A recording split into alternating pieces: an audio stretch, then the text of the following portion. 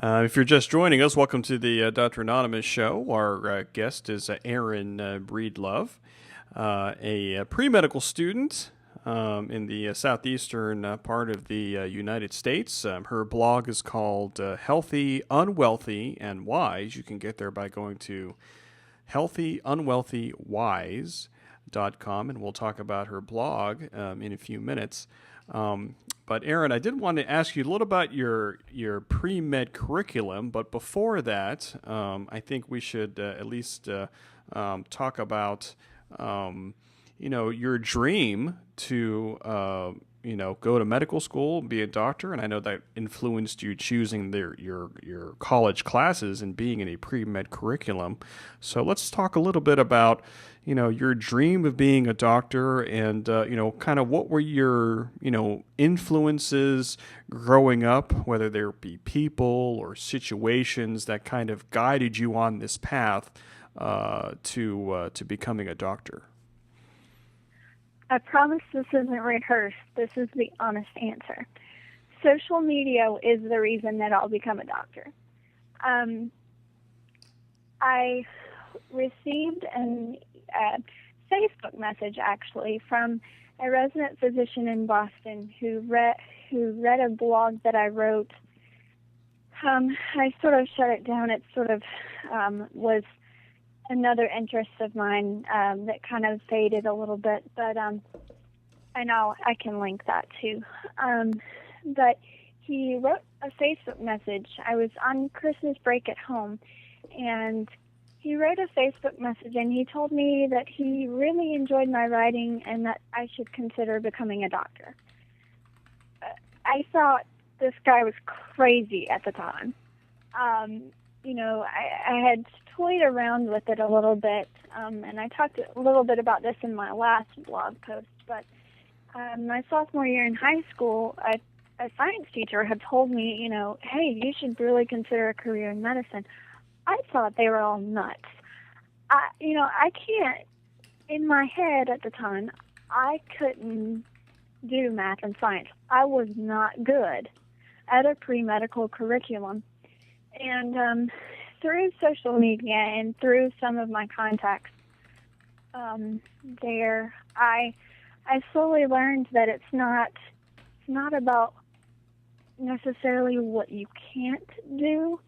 It's about what you're willing to work for, and I think that in and of itself pretty much sums up why I'm going to become a doctor. I've definitely had doctors throughout my life who have influenced the way that I'll practice medicine, but it's been an interesting story. It's an interesting journey. Definitely had some nice time to think it out, and it's been amazing. I didn't declare a pre-medical intent until actually this will be my first semester in pre-med coursework. So it's definitely a well thought out decision.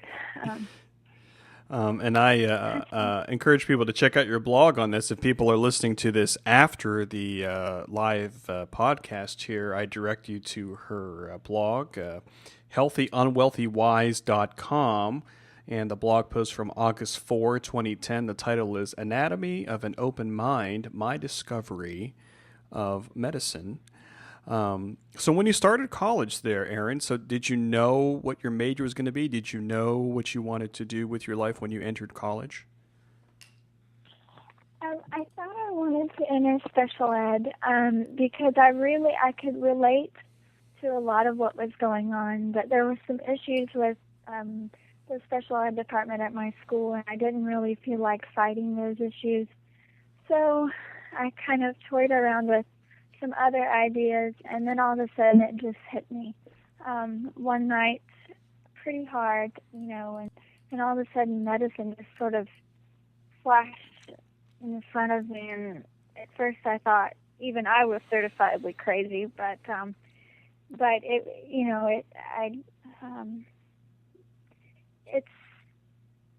I know now that I'm exactly where I need to be. So Um, and I wouldn't be here right now if I didn't have those other experiences to fall back on. So, but right, I mean, I thought I wanted to be a special ed teacher, and then all of a sudden I was like, wait a second, no, I can impact these kids in such an incredible way, and in such a powerful way through medicine that's even more, a lot of times, beneficial to children like that from a medical standpoint.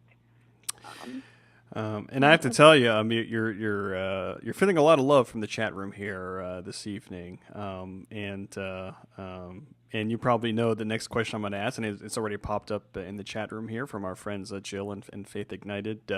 What specialty do you know yet? And it also says, can you ask Erin if you would ever consider neonatology because she was a preemie? But pretty good question, Sarah. I like to say I know what I want to do, but I have no idea.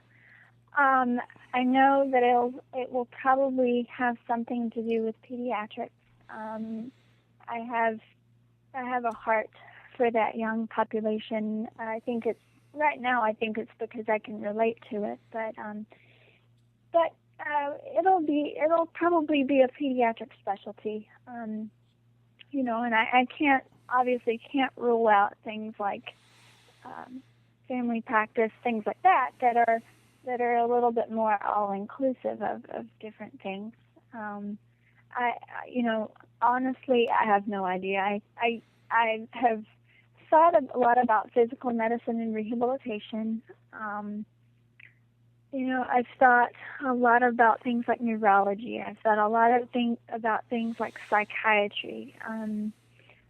I don't really know, and I think that's a healthy way to enter medical school.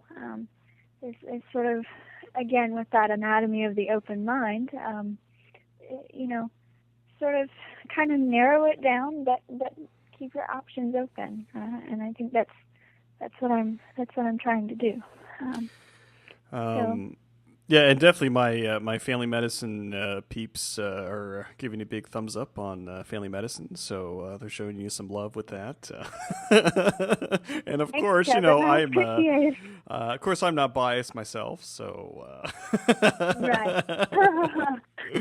Right. I actually had a really nice conversation with some family med docs via Twitter last night. There were about 3 of them who all of a sudden decided to gang up on me and tell me that family practice was exactly what I needed to be doing. So it's going to be interesting to see how that ends up. But and like I said, I'm all ears. I'll listen to what you have to say about your specialty.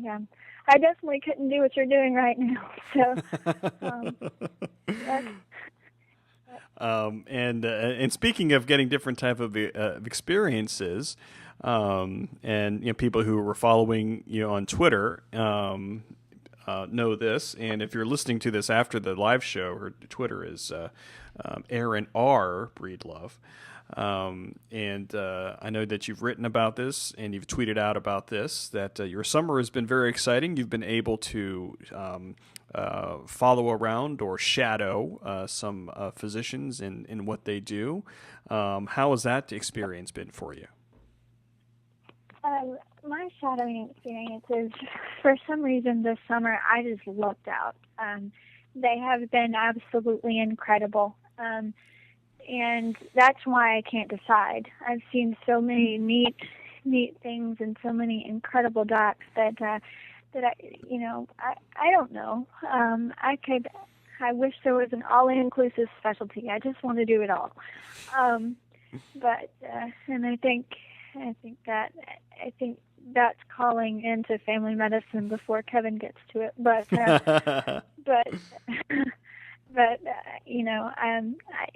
it's been an absolutely incredible experience. My favorite, though, was inpatient child psychiatry. It was a very neat experience. Very, very tough, but very, very, very neat, very compelling.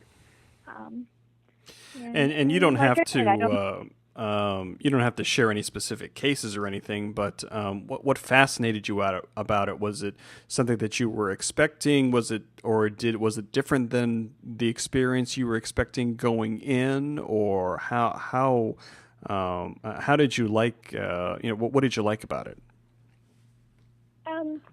I liked the fact that every preconceived notion that I had when I walked through that door was completely gone.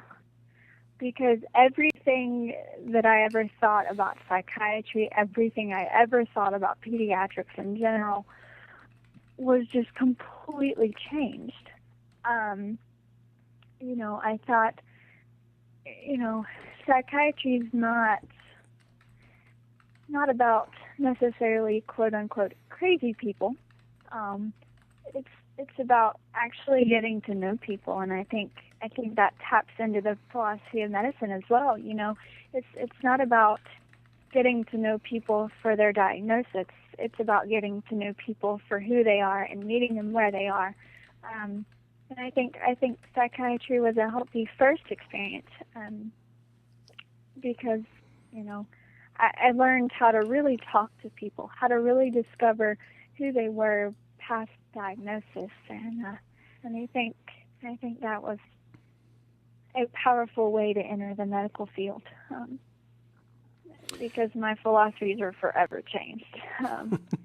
Patient side's very different than the doctor's side, so. So are you going to try to fit in some more shadowing experiences during your semester, or is that going to just be too difficult with your schedule?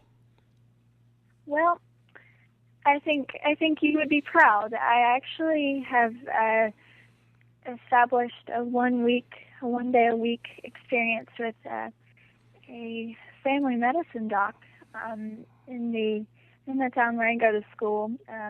We're going to do once a week for a couple months just to see what I see and see what I like. And she's working around my class schedule, so I'm really looking forward to it. It's going to be interesting.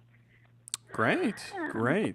When do you head back? Later this month or early next month, or? It's about 2 weeks away, so needless to say, I'm a little bit frantic. Moving back, that kind of thing. I'm a little bit sort of gasping for air at this point, but it'll be nice. It'll be a nice change, a refreshing change, and I feel like even this summer, interacting with doctors, interacting with just medical professionals in general, has sort of vamped my energy for this semester. I think it's going to be my first real semester of college, if you will. So. Do you recall some of the names of the classes that you'll be taking? I know I didn't prep you for that, but I don't want to put you on the spot. But I would imagine you're probably getting into some, science classes and that type of thing at this point in your curriculum. I'm finished. This is going to be my last semester of core curriculum, so I'm finishing all the required boring gen ed stuff. And then I'll be in the first biology class and then the pre-calculus class, because in order to get into Calculus 1, you have to, of course, take pre-calculus. So I have 3 more semesters of math ahead of me, just when I thought I was done.